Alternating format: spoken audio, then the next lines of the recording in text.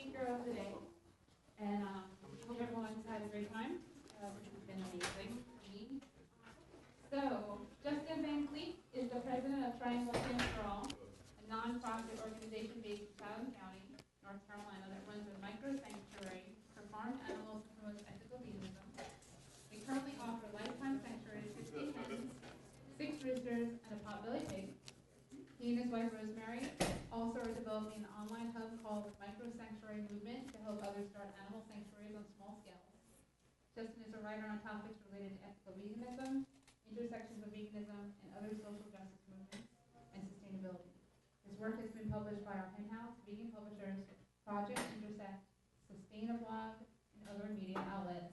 So please help me welcome Justin Van Kleeck.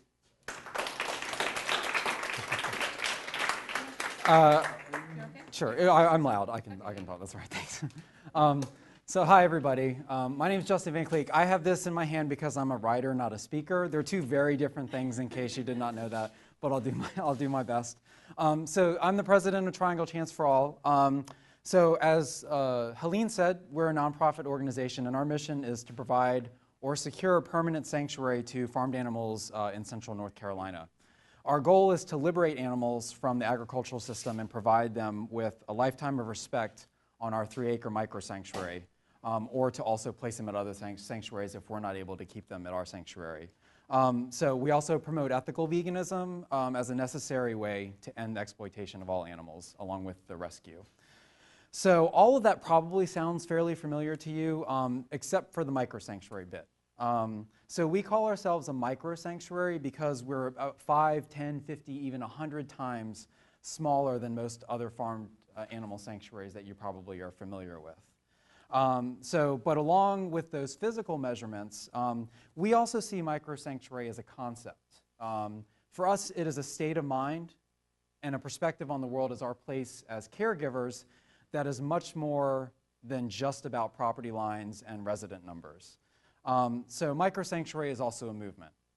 As we started our outreach through Triangle Chance for All, we quickly realized just how many other people are already creating sanctuaries where they are with whatever resources that they currently have, and as well as how many more are keenly interested in creating sanctuaries of their own.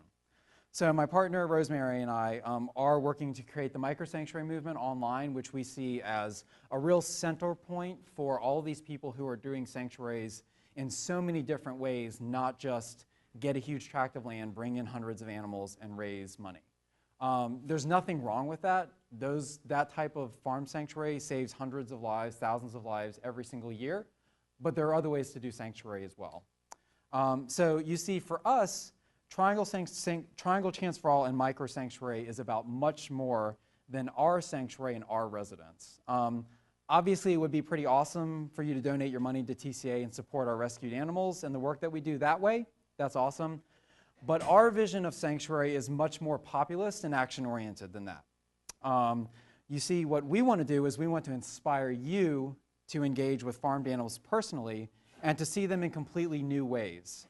As individuals, yes, but also as companions, family members, loved ones, and the fascinating beings who they are, each and every single one. So you see, I have learned something revolutionary through our work at Triangle Chance for All. When you put your time, energy, passion, and compassion into action by creating a sanctuary for animals, and especially for farmed animals, your relationship with animals and the world shifts profoundly. In my experience, your understanding of and empathy for animals deepen, open up, and provide an almost visceral relevance and imperative to everything that you do for them. I was vegan for over 15 years before I started rescuing and working with farmed animals, and it completely changed my perception of my veganism. It's always something that was very much about big picture, higher level abstract issues, and just getting to be around farmed animals every day has completely changed that perspective, and it made me realize the individuality of this fight. It's not about huge numbers, it is about individuals. That relevance is something that I experience every single day at our micro sanctuary. So perhaps not surprisingly then, creating sanctuary is as much about you as a caregiver as it is about the animals you rescue. So just to give you some examples, so many times when I walk out of the back door of our house, I gingerly step down the stairs into the yard where our resident chickens live. I step gingerly because I know that the chickens, especially Amandine the hen, who we'll see up here, have gotten wise to the fact that my entrance to the yard usually means that a treat is in store. So the ruse is short-lived. Amandine inevitably comes toddling across the yard on her little legs, an emotion that is as graceful as it is awkward. I usually sprinkle a mix of grains and seeds onto the ground, and Orion, the rooster of that flock, begins to cluck with short, excited sounds as he picks up and drops kernels of corn, a sunflower seed, a wheat berry, in a process that is called tidbitting. So roosters, when they find food, their job is not to eat the food, but to actually show the hens where the food is. So they get really, really excited. It's really cute. So they'll pick it up and put it down and pick it up and put it down. The other hens are beckoned by his proclamations that something awesome has been found. And once they arrive, he proceeds to select certain morsels that he thinks would be good for them to eat. Often they just ignore him and eat what they want. But he continues to cluck excitedly at the food, and then, of course, to make scornful sounds that seem to tell the hens that they ought to be listening to his rooster's wisdom. He does like to think that he's in charge. Now, our chickens talk almost constantly, conversing in their own parliament of fowls. The boys especially make themselves heard, in particular when the food is discovered, or, and this is even more endearing, when one of the hens is nesting to lay an egg. The hens themselves are quiet when nesting, each laboring for the consummation of that natural task, which we humans have hijacked and made vastly unnatural, often ultimately fatal. The roosters, on the other hand, are easily excitable and complain woefully while their hen is laying. It's extremely cute. So these are just some of the many voices I hear every day, and every day I take the time to listen to what they're saying. At a sanctuary, at our micro sanctuary, attending to the animals with respect and compassion makes possible so many opportunities to learn about our fellow earthlings. Though not human, chickens and all other animals do in fact speak. They have voices, though so often we silence them with our human din. Even before my life with chickens began, I myself found opportunities to speak on behalf of others, for non-human animals, for the earth, and for other humans, all of whom have been cheated of justice and respect in a system fueled by exploitation. After years of this rhetorical activism, I realized something rather troubling. Once one gets in the rhythm of speaking, it is dangerously simple to get caught up in the act, to get caught up in the sound of hearing my own voice and in the shimmering abstractions that language creates. That makes it far too easy to trip over my own tongue as the speaking becomes a matter of process and form, not of having an intentional impact on individuals and ecosystems. For in the intoxication of speech, in the blissful wandering of the mind around the cavern of itself, I find it nearly impossible to not lose perspective, to remain grounded, to listen to the lone, quiet voice of self-reflection that draws me down into the reality of my body, my life, myself, my marriage, my family, and the vast world I inhabit outside of myself. Finding one's own voice is a process of constant struggle. It's an internal and external labor of discrimination amongst the legion of voices that scream in order to silence us.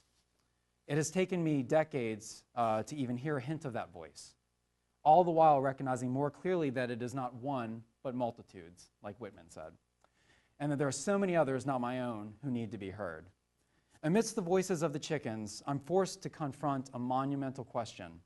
What can I do to silence the noise of society so that their wisdom might be heard, be internalized, and be transformed into a catalyst for change? There's a delicate beauty in the act of listening, of attending to. To cultivate a chosen silence and perceive it as active, engaging, and enlightening is not what we have been taught to do. We have learned that silences are meant to be filled. The world is a noisy, noisy place as a result. So much of the noise and distraction around us is of our own making, and it serves as a convenient way to keep us from more important questions and issues. Amongst all of this numbing cacophony, those of us fighting injustice and the oppression of others position ourselves as the voices, the agents, the change makers for those who have been robbed of the power to speak, to act, to make change. But we are not their voice. The oppressed, be they human or non-human, have a voice. Though the efforts to silence them are myriad and mighty, they have a voice and they have never stopped speaking. We just have found it easier to stop listening. We may help them to be heard, though. We may break down barriers so that they may be attended to, and we may give them venues in which to speak. What we cannot and must not do is to minimize what they have to say because their language is not ours. We cannot relegate them to silence because their speech is unfamiliar, challenging, and not for our benefit. We must open up the gaps and the silences so that they might be heard. We must hear their speech for what it is, the indelible expression of who and what they are. And once we hear, we must then allow ourselves to listen. If we listen, if we attend to the world around us, we may come to understand that sanctuaries are not, in fact, solutions to the problem. The only solution lies in totally overhauling our self-serving conceptions of non-humans, as well as other humans, which we frequently do, and perfecting the art of listening as we participate in endless transformative dialogues with the world around us, not the same old monologue of our species we are usually deafened by. So let us then speak with the animals, not for them, and offer them what gaps and silences we can so that they too might be heard. And what better way to do this than by creating a sanctuary with what we have, where we are, who we are right now. Thank you.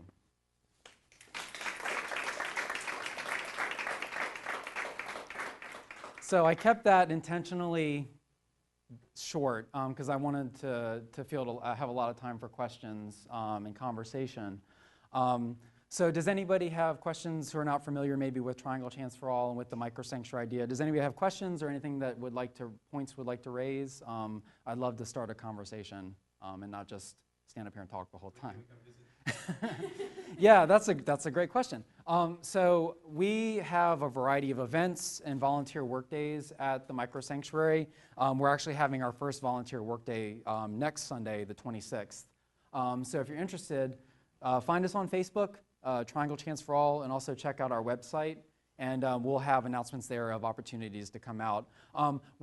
Because we're so small and we're on a private property, we're not like a typical sanctuary where they're basically open hours and you just show up and take a tour. So we do need to arrange visits, but if you'd like to come out, definitely get in touch with us and we'll be happy to try to schedule something to have you out. We're also planning to hold several times a year larger open events. That back at the end of May, we had our basically our micro sanctuary debut, which was a big vegan barbecue. We'll have events like that at our place as well. And then throughout the year, we have different classes and other opportunities. So I'm hoping that next year we can really kick it into higher gear and have a lot of educational opportunities out at the micro sanctuary. Everything from chicken care for people who are vegan to veganic gardening and growing some of your own food. To all sorts of different things that are, kind of related to sustainable living while also, vegan living at the same time. So, great question. Yes? You said you have chickens and roosters. Mm-hmm. How do you deal with them propagating on the sanctuary versus keeping spaces for humans? That's a great question. Well, for us, the greatest harm that you can do is to allow more domesticated animals to be bred into existence.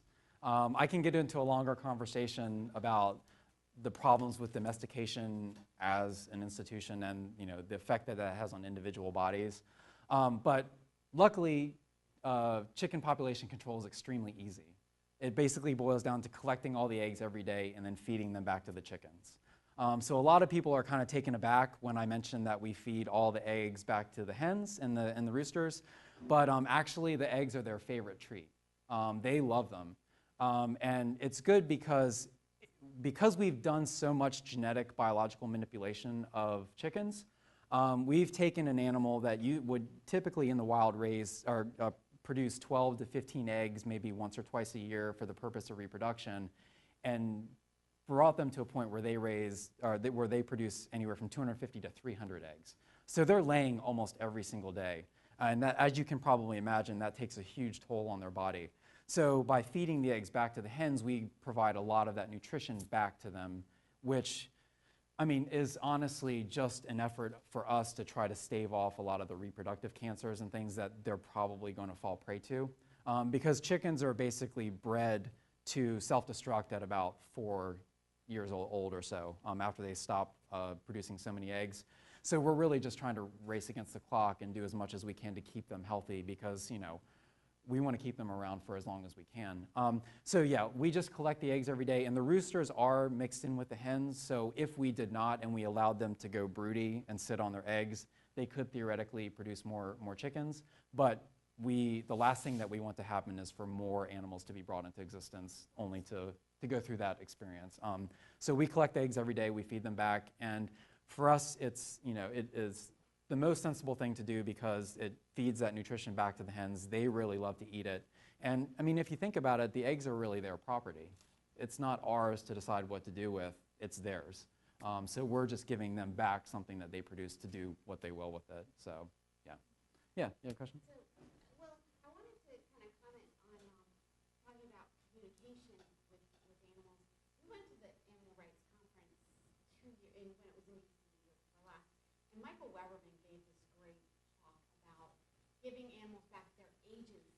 Mm-hmm. And I remember thinking that, wow, yes, there was a lot of kind of two sides talking about, like there was a big debate about, abolitionism versus welfarism and all that going on at the conference. And I remember thinking, well, we need to listen to the chickens, because yes, there are, or the animals, all the farm animals. Sure, Mm-hmm. there's some farm animals who probably would be like, well, yes, abolitionism is the only answer. I'll stay in this tiny, battery cage until you set me free. And others Mm-hmm. would probably be like, no, if the best I can do is a bigger cage, I'll take the bigger cage. Like, we can't make that decision Mm-hmm. for them. So just hearing you talk now sort of related that back to me, that I do think that animals will communicate with us. We're the ones who refuse to acknowledge and learn their language. Mm-hmm. Their language, it's sort of like if you have two people who don't speak the same language. One speaks French, one speaks English, and you get them together, they still will find a way to communicate. Right. And it's the same with animals. If you connect with them and are open to trying to learn Mm-hmm. what they're trying to say to you, you would be surprised Right. how much of a voice and how much they can communicate. And I really do believe that as we evolve and connect to them and are open to listening and learning their language, that is a key to the animal rights movement. Mhm. Because the more people that understand them, the more people that are going to hear them, the more people that, because there's a fair amount of people, and I was one of them not very long ago, who if they had any idea the suffering Mm-hmm. that is going on would absolutely be horrified and against it. But it's just easy to ignore it, because we're Yeah. not listening to Right. their voices. But like you said, they do have a voice. Right. And we can understand their language. Mhm. We just have to make that effort to learn it. Well, I mean, and the thing for me that I found most kind of, enlightening was by, listening to them with that respect, and not just, okay, well, yeah, they're kind of noisy, but give me the eggs. What that actually showed me was just how complete as individuals they are outside of whatever benefit I as a human might be able to gain from them. And for me, that was really important, because it made me understand the kind of key point that the individuality of the animals plays in everything we're doing. Because as I said, I think it's so easy for us to get caught up in these huge numbers. Okay, so 9 billion chickens are slaughtered every year, billions more are in the system, waiting to be killed.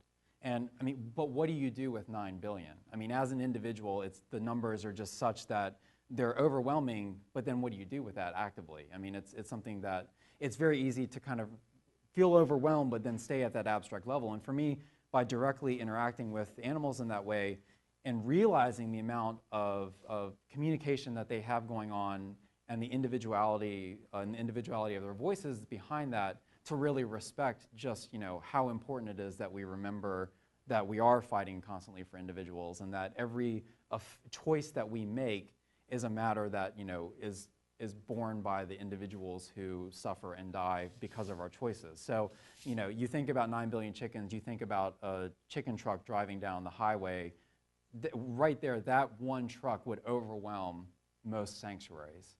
You know, and those are all individuals in those cages. And I mean, when you think about that, it's just staggering.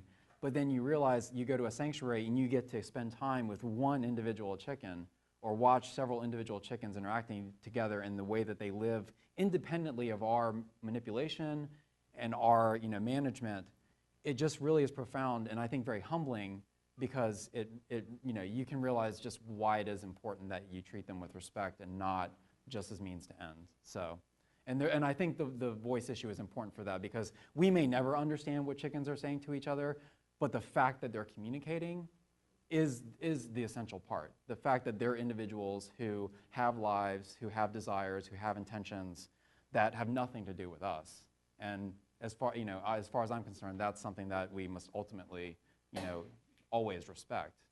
So, hey, Michael.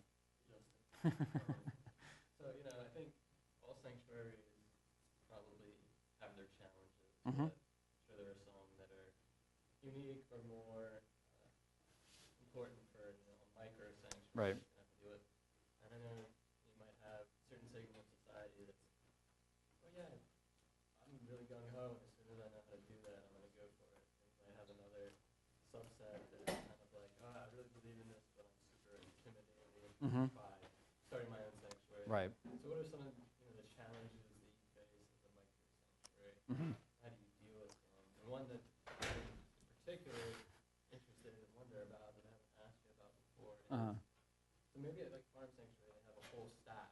Right. So Gene can go do his thing, Mm-hmm. and he has a whole staff to care for the Right. animals. Right. And you have a great board, and you're developing a, you know, volunteer network.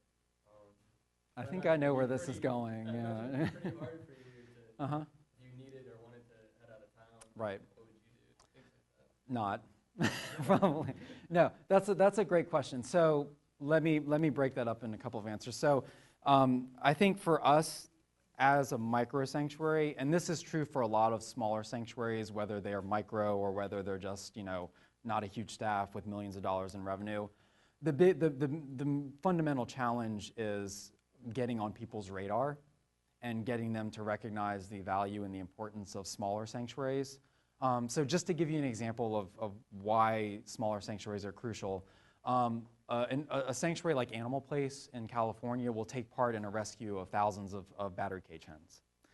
They get those hens to their sanctuary or in their network, and those hens then usually will be shuffled off, the ones who are sicker or who would require more care, to smaller sanctuaries in the area. I know this because we network with a fair number of them out in California, and they're constantly taking hens with broken legs or with, you know, some sort of an illness from larger sanctuaries who get them in and do not have, you know, the resources to spend that amount of time and energy on a particular with a sickness. So having those smaller sanctuaries in operation like that, because the difference between some of these larger places and the smaller places is that all of our resources are focused in on going on the animals and the animal care. So, which is good because that means, you know, per individual, I think we really focus on spending a lot of time and a lot of resources on their care and well-being. But that means that we're not, you know, we do not have a staff. We do not have, you know, fundraising materials and news and letters that go out in the mail and stuff like that. Because our focus is very different. And so it can be really helpful for us when we do reach people, because we can really help them get to know individual animals at our sanctuary because we spend so much time, you know, focused on them. But it can also be a challenge just to get on people's radar because, you know, we're not doing as much on the larger scale marketing and promotions and stuff that some of the other larger farm sanctuaries have the capability to do. And again, I mean, I think the work they do is fantastic because they're saving so many animals and also bringing people to the sanctuary to interact with the animals. But we're, you know, never going to be able to match their ability to fundraise and that sort of thing. So it can be a real challenge just to get on people's radar and to help them understand the role that smaller sanctuaries play in the animal rescue kind of field, Because when you say farm sanctuary, the first thing that comes to mind is, farm sanctuary and Woodstock and these larger places that have gained a lot of global attention. And they're wonderful for providing role models and models to kind of, to work towards, but it is a hard challenge if you're living in a suburban neighborhood with a 1/10 of an acre lot to think, okay, I'm going to open up a sanctuary. That's what I went through years ago when I was started getting interested in farm sanctuaries. I was looking at farm sanctuary with, hundreds of acres and hundreds of animals, or Woodstock, and I was thinking, okay, well, how am I going to raise several $100,000 to buy a property, get a staff, get some animals? And it was just, I hit a wall. It was so intimidating just thinking about the back-end logistics of getting there that it just shut down my thinking process whatsoever. So jumping forward a few years, what we've really tried to think about with the micro sanctuary idea is not, okay, this is where you have to be in order to have a sanctuary, but what do you have now and how can that become a sanctuary? So, it's making people feel legitimate for having a couple of hens and a rooster. And that's a micro sanctuary, because those animals have gotten out of the system. They have a place where they're cared for and respected as individuals, and their life is completely different, and they're never going back into the food system again. For me, that is crucial work, because that's an opportunity to get as many individuals as we can out. And so I think one thing that's really important is helping people to understand the legitimacy of smaller sanctuaries as well. It's not a matter of lesser care or lesser attention just because the sanctuary happens to be a little bit smaller. So one of the most rewarding things in doing the work that we have and the outreach that we've been doing through TCA is connecting with people who have a couple of goats and a flock of chickens in their yard, and they're vegan, and they're like, oh my God, I never knew anybody else was actually doing this and calling it a sanctuary. So it's helping people to see that, wait a minute, I too am a sanctuary, and I think that's very empowering. So now getting back to the other part of your question, yes, we do not have a staff, and that means a lot of hands-on work for us. And as I said before, I had very limited experience with chickens before getting started with this, but unfortunately, a lot of the material that's out there is for how to handle farmed animals is written from a production perspective. So it's like, if your chicken gets bumblefoot, cull. If your chicken gets a spot on her wing, cull. If your chicken gets sick, cull. And we're not going to do that, obviously. So a lot of it is we've been networking with other sanctuaries, and the smaller sanctuaries are so much very approachable. We have a Facebook group called Vegans with Chickens. It's an amazing group, but basically it's individuals, people who have small sanctuaries all coming together on Facebook and saying, I just saw this on my hen's foot, what do I do? And it's obviously not vet care, but what it is people who have hands-on experience working with the animals, giving them an opportunity to share their experience and their information. And it has been a lifesaver. It is our go-to when something comes up with a chicken, because we're more likely to get an honest answer focused on the well-being of the chicken there than going to a typical vet like at NC State or something like that, So it's really a matter of kind of committing yourself to do the research to learn how to interact with them. But just like the first time you got a dog or a cat, you really have to figure out what it means to care for this animal in the way that is best for his or her species. It is no different for a chicken or a pig. The real difference is our conception.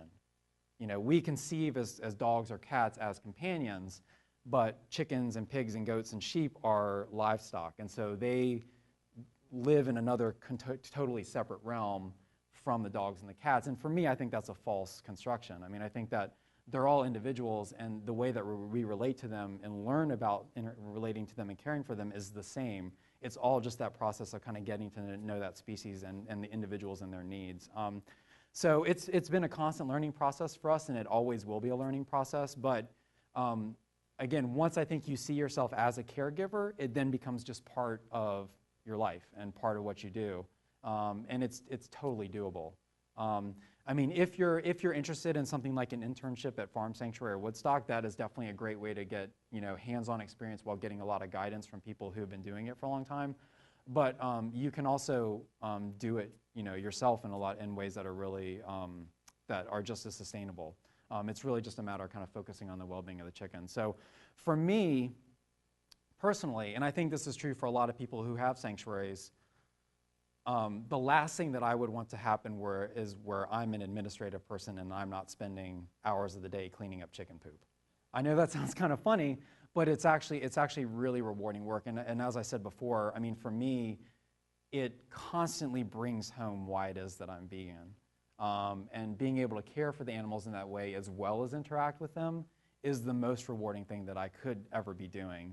And the advocacy work really gets fueled by a lot of that. So I'm not going to be taking a vacation anytime soon, but personally for me, that's perfect. But if that's not your lifestyle, I mean, just like you have pet sitters for your dog or cat, you can very easily work in, a little, not always being tied down to your house, but it's really just a matter of kind of what works for you. But again, I mean, the real thing just to keep in mind is, if you commit to rescuing these animals, like what can you do to make their life as happy and as healthy as possible?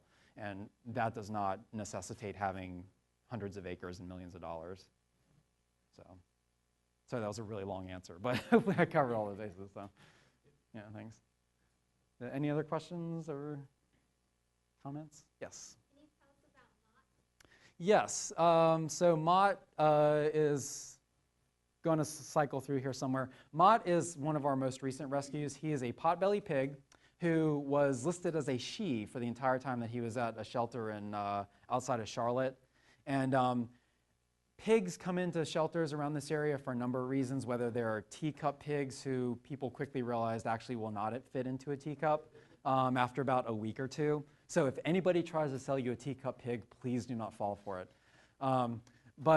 So he was in a shelter. We have no idea how he got there. He came in as a stray, and his whole period was getting up to its kind of final point where he would most likely have been euthanized. Some people will adopt potbelly pigs as pets. Some people will adopt them and eat them. It's a real crapshoot with shelters. Some are better than others, but most shelters have zero screening process for farmed animals and have a very low adoption fee. So you can go adopt a turkey to eat more cheaply than you can buy one from a farmer. That's a huge problem.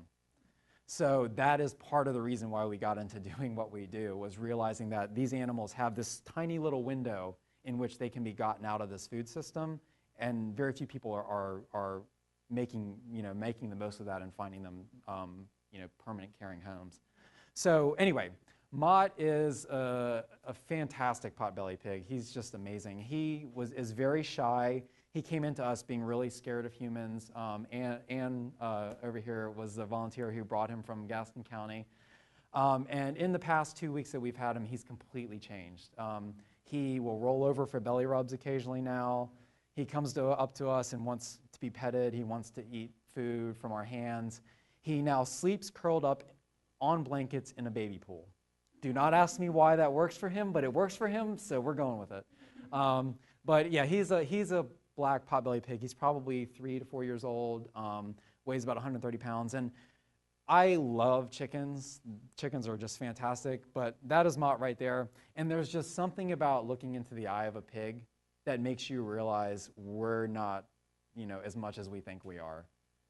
We're not the only ones who have lots of stuff going on upstairs. And if you've not ever spent time around a pig, I beg that you do so, because it will completely just change the way that you see bacon and sausage and all of these other pork products out there, because you realize just how much of a disservice and a travesty it is that we use animals in any way, let alone to just keep them in a crate and then kill them to eat them. So Mott is, he's an amazing being. I mean, all of our sanctuary residents, I mean, I could just spend all day watching them be who they are. And that is why I think the idea of micro-sanctuary is so empowering to people, because, it's scary, but once you get into doing it, I mean, like I said, it completely changes the way that you see animals, your veganism, and why other people should be vegan, because you can always directly connect it to an individual, which I think is the way it should be. I wonder if, there's a big backyard chicken movement. Yeah. That I know there's all the problems with that, but I do think, like, my hope is that the change will happen the other way in some cases. Mm-hmm. That if there's activism that movement where they realize that these chickens that they've become attached to and they have in their backyard. And yes, they're exploiting them for their eggs because they don't know any better and they bought them, Right. you know, through some mail order company that's doing all the that's creating more and more. And but I do think that there is some. I've known a few people that had backyard chickens who really would just talk about them like they would talk about their dogs. But yes, Yeah. they're eating their eggs and they didn't know. Yeah. But if you, and this years ago when I didn't know either. So I do think that there is some hope that there will be a movement through that venue Mhm. that will, some of those people will have an aha moment Right. if they're educated to say, Right. oh, it's not good for my chickens to Right. lay this many eggs. Oh, this is, you know. Yeah, well, and see, the danger is with like improvements in environmental efficiency. Like the better gas mileage you get, the more likely you are to drive farther. You know, my perspective on it is that, you know, the difference between a backyard flock and a battery cage is really an aesthetic difference. Ethically, you know, the chickens are still in the same position. So the problem is that the messages that backyard chicken keepers are getting are, you're awesome. They're not getting the message that, hey, wait a minute, have you thought about this? And that's what we're trying to do. We rarely talk about factory farming through Triangle Chance for All. We're more interested in engaging people in conversations on, hey, we have 22 chickens here, 20 of them came from backyard chicken flocks. Let's talk about why they suffered in that system. And, you know, and I think, you know, hopefully people will recognize that and pay attention, because we've gotten into some fairly contentious debates about, why I treat my chickens like they're family members, and yeah, I still eat their eggs, but whatever. And I'm like, well, let me talk to you about the biology of chickens, you know. And when you eat their eggs, you're basically normalizing the consumption of their eggs, and you're therefore normalizing and you know, supporting the persistence of domesticated chickens, which, you know, when they go through that experience every single day, that can never be okay. There can never be a happy egg, you know, and you realize that when you watch a chicken in the nest for 2 hours a day, and she's very clearly not happy. And there's no chicken who gets to escape that. So yeah, so the trick is not patting people on the back when they're doing something that's better than factory farming, but also, you know, kind of trying to educate them about the larger issue. Yes. Right. Yeah, my thinking in that was definitely to hoping that they would realize what they're doing Right. is wrong, so that they stop Mhm. eating the eggs, Right. and that if the next time, and that basically converted having backyard chickens into a backyard sanctuary, Right. so that in the future, rather than than supporting that system, Yeah. if they wanted to have chickens, they would adopt. Yeah, them, and that does adopt happen, them, right. and- And that has happened. We've told the Yeah. stories of some people who got sheep to raise for meat, and they had an epiphany and said, oh my God, I'm vegan. You know, and that does happen. The trick is that if the messages that you're hearing when you have that backyard flock is, yay, backyard chickens, I love eggs, it makes it harder, I think, a lot of times to have that epiphany. So it is really important, I think, that, you know, as vegan advocates and as people who have sanctuaries or interact with sanctuaries, to be able to talk about why even those forms of better use are actually still really problematic. And for me, it always comes back to the individuals, because every single species you can directly point to biological problems that result from the process of making them, you know, making them food. So yeah, it's a great point, and I would follow that up with just, you know, we need to find better ways to communicate with that sort of subset of people to help educate them about why, you know, instead of eating the eggs and having a backyard flock, why not create a sanctuary, you know? So yeah. But yeah, I've encountered a number of people who rescue chickens and then use them for eggs after that, and for me, that's a real problem. So. I would think that would. Well, it's part of our culture too. We all call ourselves animal lovers while we eat, you know, hamburgers and stuff like that. So it's a real trick to. It's real easy to compartmentalize like that, but you know, if you can maximize that individual connection with an animal and then turn that into potentially a fulcrum for getting them to go vegan, that's great. Bye. So yeah, so any other last questions? Or yeah. I wondered about that because I've been vegan for a long time since the first time I heard about feeding the eggs back to the chickens. Mm-hmm. So I wondered if that's a more recent kind of development or research about chickens. Yeah. I think it's mostly just really a lack of telling that part of the story, because there have been sanctuaries around that have been doing that for a long time, but you know, I think just in the past few years, I think have sanctuaries getting on the radar more, especially of vegans as well. And I mean, I know I was the same way. I was like, okay, eggs are out. I'm not paying any attention anymore. But then when you have chickens and you have eggs in your yard, you're like, crap, what do I do with the eggs? So yeah, it's new knowledge to a lot of people. And I think that's a really cool way to have that conversation about why is eating eggs an unethical act. And you can talk about, well, you know, the chickens love to eat them. The chickens need that nutrition back. But it is not something that people talk about very much. And I think a lot of it too is that in the industry's eyes and in even veterinarians' eyes who deal with poultry, you know, a chicken eating her egg is like the worst thing ever. You know, it was funny. Yeah, we actually have a really good bird vet in Durham, and when we took our first chicken in and we're like, yeah, we feed the eggs back to the chickens. He's like, oh, wait a minute, don't do that because they'll start breaking all the eggs. And we're like, we're vegan. He's like, okay, well, never mind then. You know, see, that's the thing is that when they're thinking of it from you want to harvest those eggs, why would you let your chicken eat the egg? You know, and again, like I said before, it's the chicken's property. Why are we eating it? So, yeah, it's really interesting though. But yeah, not much of that is told. Because I think also too, a lot of people are grossed out about that idea. You know, somehow it's gross for a hen to eat her own egg, but we can go to town on them. That's fine. So I don't know, but yeah, I mean, hopefully, you know, we can start to tell more of these stories and get the awareness out because, you know, there are so many instances in which you can tell the story of the individual animals and why, you know, anything other than veganism is a disservice to them. So yeah, that's a great point. Yeah, Okay. just had a short comment. It gets really weird when you know these people who have backyard chickens. If we have an acquaintance who we used to be better friends with, and we still were, we would just directly be like, guy. But it's kind of, I vacillate between hope and yeah, just kind of, oh my god. Yeah. Because he's the kind of person who like absolutely loves these chickens. Like, they all have names.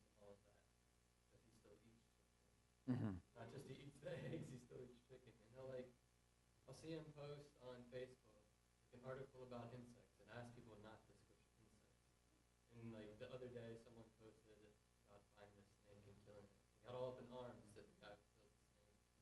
So I I don't know. It's like I try to just influence his thinking on if I'm liking his post, and he's like, don't kill insects and snakes, and then ignoring it, and he like says something about chicken.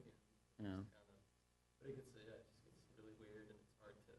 Yeah, I mean, being in animal rescue and vegan advocacy is an experiment in human psychology, and I have not figured it out after 15 years of being vegan because, you know, that sort of thing, just the ability to compartmentalize and to attach to specific instances. I mean, we see it happen in society all the time. A cow gets loose from a slaughterhouse and runs down, you know, through the middle of downtown, and everybody wants to find that cow a good home while they're watching TV with a hamburger, you know. And how that happens, I have no idea. I mean, you know. Or it's like telling the turkey you get Pardoned every, oh, God. And then yeah. Yeah. I mean, yeah, and that psychology, I'm not sure we're ever going to figure it out, but yeah, I mean, you know, and that's why so much of advocacy work is individual, because you have to figure out you have to like triangulate where that person is and to animals and to food and, you know, and so I've not figured it out, so. My plan is eventually one of the chickens will get sick and then I'll just hear about it and send it your way. Yeah, so yeah, if you ever run into people who have problems and are like that, just send them to me, I'll take care of it, so. But yeah, because I have nothing else to do in my life. Yeah, exactly. Yeah, exactly. Your one-stop shop for going vegan. Yeah. But anyway, so yeah, please check us out on Facebook, Triangle Chance for All. Please check out our website and stay in touch. We'll have lots of events and other kind of outreach and involvement opportunities. So I'd love to continue this conversation. So thanks for listening to me.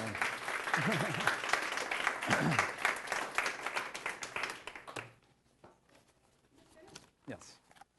Thank you so much, everyone. Just so you know, this festival couldn't have happened without all of you. Most of you not